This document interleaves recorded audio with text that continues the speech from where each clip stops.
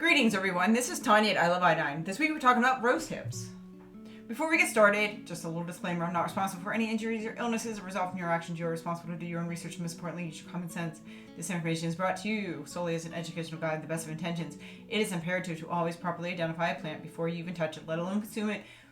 Please don't put things in your mouth that you don't know what they are unless you absolutely know that they're safe and safe for you.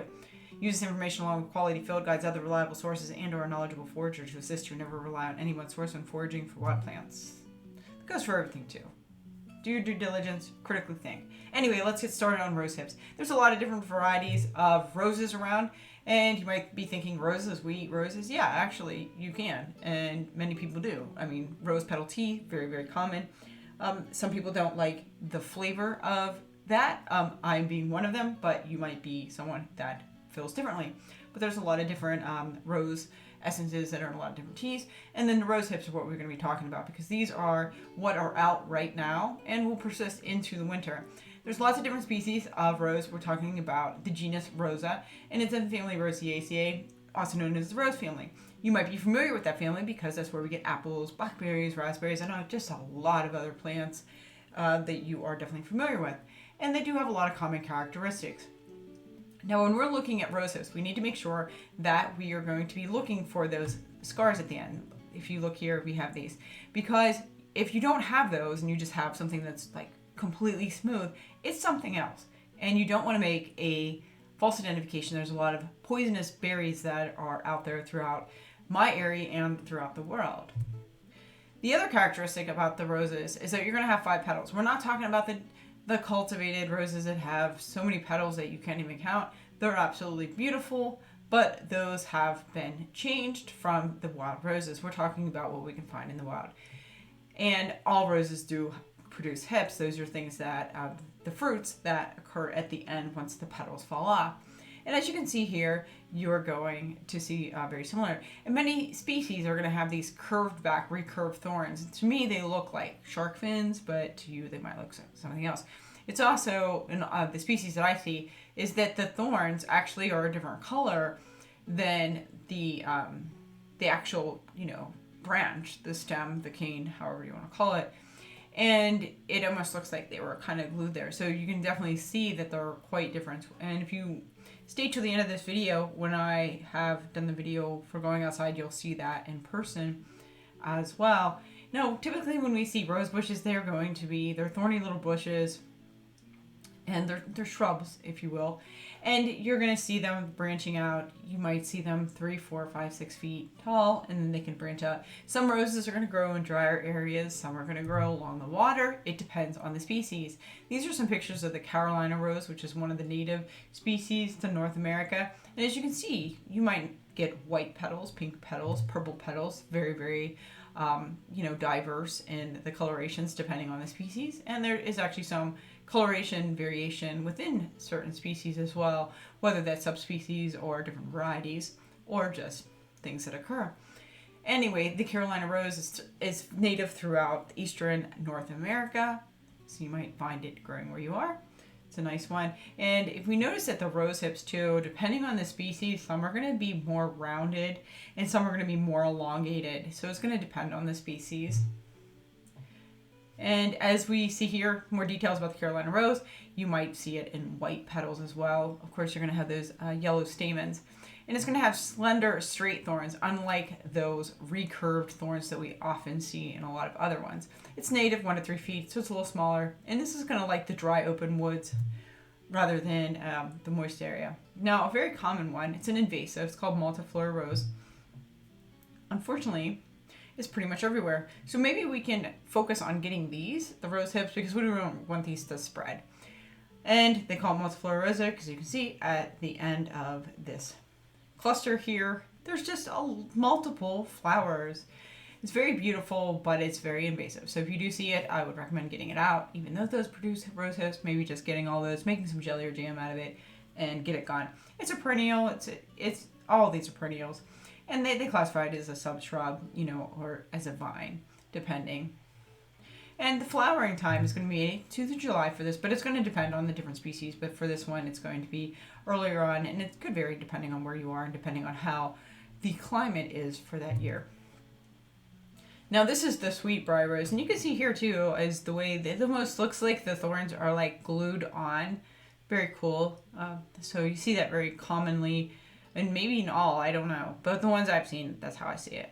And this is going to have 5 pink petals, but the difference between the sweetbriar rose is it's going to fade to white at the center, which is really beautiful. And it, of course, has those numerous yellow stamens, which gives a nice contrast. Now, what's nice about the sweetbriar rose, it is an introduced species. That's not the nice part. The nice part about it is it actually has a very strong apple-like scent. Remember, I stated that the apples are in the rose family as well. So this one actually is really good for tea and for collecting, you know, the leaves for such and doing things like that, because you're going to get a kind of a less fragrancy scent. That's how I don't like things that, you know, taste like perfume, and it just reminds me of that. I think it's more in my head than in reality, but that's okay. And here we have on the left-hand side what the rose hips on this one look like. They're not as rounded as what we saw with the Carolina rose, but they're not as elongated as we would see with the multiflora rose. But again, variety. Another thing about the sweetbriar rose is that you see these numerous glandular hairs. You know, they're going to have the leaves being pinnately compound. That's a very common characteristics of that we would see in the serrated margin, but the difference is these numerous glandular hairs. So very interesting. Another rose that you might encounter is the swamp rose. That's a native one, and it has really beautiful pink flowers. So just something, just noting the variety. And this is one that's native to the eastern United States as well. And just some other pictures of it. Quite a pretty one. So how can we use this, and why do we want to? Well, we can use the rose hips, which we've discussed what they are. We know what the petals are, and the leaves and the rose buds, and that's of course before the flower opens up. Now, these are shrubs, sub-shrubs, depending on how I'm going to do it. The size is going to vary depending on the species, depending on where it grows, depending on a lot of other factors, you know, how old it is, etc. These are perennials. Now, the edible uses, the rose hips, you can eat them fresh. The trails by nibble, the fleshy exterior especially. As we see in the video that I do, the multiflora rose has lots of seeds, but you can still get some nibbles out of that. You can spit out the seeds, do whatever you want. I'm kind of a seed eater myself, but some people say not to. Anyway, you can make jam or syrup out of it. Now, the rose hips, you can have them fresh or dried, make into a tea. The petals you can use as a garnish for the salad, put them on desserts, make into a jam, candy them. Candying them, you know, that's up to you. I do that with violets every once in a while. I find it pretty tedious. But the petals and the leaves, you can also make a tea out of it. And you don't want to use boiling water. You want to go a little gentler and cover while steeping for, 10 minutes or longer, depending on how you want to do it. You can also do it in cooler water and just let it steep longer. Don't want to destroy the flavor and the essences. You always do want to cover it because you don't want those volatile oils to evaporate, and they will, especially with the heat. Sweetbriar leaves are always preferred due to their apple-like scent. So if you can find some of those, that would be a good one. Now, the rose hips, why do we want them? They're extremely high in vitamin C, like super high, and other flavonoids. And so you can get a lot of nutrients and a lot of medicinal benefits out of rose hips, and it's completely free, and you can do the world a favor, especially with respect to the multiflora rosa. The identification, we talked a little bit about it. Bristly or thorny shrubs. We're going to have that fruit. It's going to be bright red, orangish red, burgundy red, depending on the type. You're going to see lots of different things depending on if it's fresh, if it's drying. It's going to get deeper when it dries. You're going to have those 5 calyx lobes prominent, and that's because those 5 petals have fallen off, and that's going to be retained. You want to make sure you're looking out for that. If you want a little recipe for sour apple rosehip jam, take 3 parts of the hips to 1 part of apples. You need those apples for the pectin. Else you're going to need to actually buy like a box of pectin and use that. But it depends on, what your thing is. If you don't want to make jam, then make syrup. Don't add any pectin. Don't use apples because roses don't have any of the pectin, so it's not going to thicken. You need the pectin for the thickening action. But you want to cut away those calyx lobes and the stems from the hips, and you want to slice those apples. Add water to cover, simmer until soft, low heat on that. Strain, add sweeteners, whatever you would like. I would recommend like a cane sugar, like a good quality one, depending on what you would like. You could even, mess around with a few different ones. Now for rosehip syrup, you're just going to omit the apples and the pectin. So this is just the credits. The illustrations and maps were from the USA, of course. Great database. Please check that out. And stay tuned. We are going to go outside and check these out in real life in November of 2022. Stay tuned for new videos I'll be putting out videos more frequently on other topics as well. I thank you for your time, and let's get outside. Greetings everyone, I am now outside. It is the beginning of November and we're looking at rosehips. But before we do, let's look at some cattails. There's quite a lot down through here, so this is a really good resource, and that's year round. You can definitely dig up those rhizomes. They're always going to persist. Pound those out, get the starches. Then of course in the early spring get the shoots and all the other things. Check out the video on cattails. Here we have some staghorn sumac, and as we cruise along here, I'm at a park in western Maryland. We can see all through here, rosehips. We're going to slide down over here so we can get a little easier access to some and see what these look like up close. This is multiflora Rosa. This is the one that's invasive. As you can see, it's invading pretty good all the way down through there along here. I see a whole bunch down even, 20, 30, 40 feet up there as well. So we need to get out here and collect these so they don't keep spreading and taking over the native areas and crowding those out. Good thing is, like stated, this is high in vitamin C and they're completely edible. And there are so many here that it could absolutely feed a lot of people. So looking at these up close, you can see these are the longer, the more cylindrical. We saw some species of rose that has more rounded rose hips. These are more elongated.